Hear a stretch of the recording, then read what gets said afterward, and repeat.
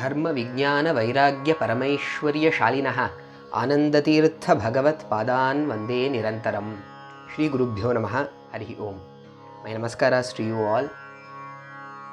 And on this auspicious day of Madhva Navami, we are going to look into the greatness of Sriman Madhvacharya and try to understand one of his teaching.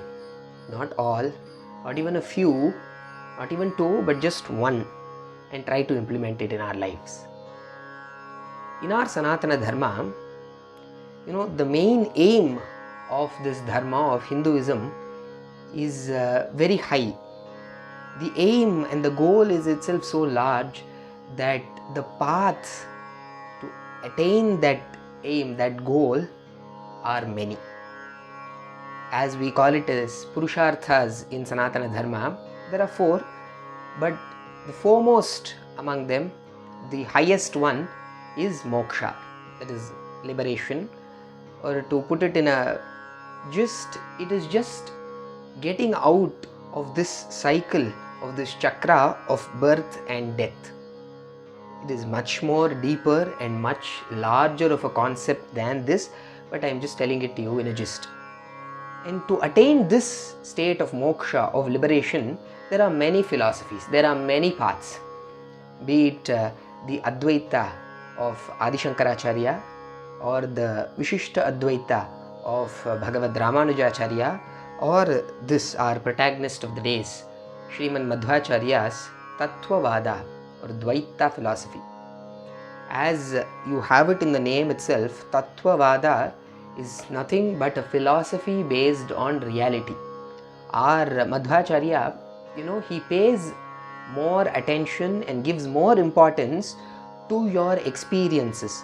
His whole argument is based on the fact that our understanding of texts, be it the Vedas, the Upanishads, the Puranas, Itihasas, should always correlate to whatever we are experiencing in our lives and whatever we are experiencing around us. That principle of putting experience in a very high position is very unique to Madhvacharya. And he uses logic, he uses pramanas from various granthas, from Vedas, to kind of consolidate his philosophy of Tattvavada, of Dvaita. Though we will not be going deeper into the tenets of this philosophy of Dvaita, I would like to talk about one of his teaching. This is not even the main, this is not the philosophy, this is not a path to moksha, though it contributes to moksha. It is something that all of us must follow in our lives. It is much more materialistic, much more laukika than these spiritual adhyatmic things of liberation, of moksha. This is more to our lives and the lives of people around us. He has written many granthas, and two of them are for the Bhagavad Gita. One is the Gita Bhashya, the second is the Gita Tatparya Nirnaya. And in this commentary of Bhagavad Gita, Madhvacharya says something very beautiful. He says, Nana janasya sushrusha karmakhya karavanmitehe. I should repeat, Nana janasya sushrusha karmakhya karavanmitehe. The beauty of this, I will divide this line into two. First is Nana janasya sushrusha. We need to understand that first. And then we'll come to karmakhya karavanmitehe later. What is Nana janasya sushrusha? He says that our duty, what kind of a duty it is, we'll see later. But our duty, foremost duty, is to serve others. Others in the sense, is it, to one set of people of one part, or a different set of people? Should it be divided into sets of people, and should we serve only one set of people? No. Nana janasya sushrusha. You should serve everybody. There is no discrimination, there is no differentiation. He even goes on to say that this is not only for humans, but we should go a step ahead and serve every living being. So there is no sex, there is no discrimination, and there is not even a boundary between humans and other species. So we must serve all those living beings. Why? because they are the children of God. As we would have seen in the first shloka of Mangalashtakam, that Hari is the Trailokya Kutumbaka. He is the head of the family of all the worlds. So everybody naturally is his child. So we must serve his children. In what idea? With what perspective? For what cause? Is the second part of the line.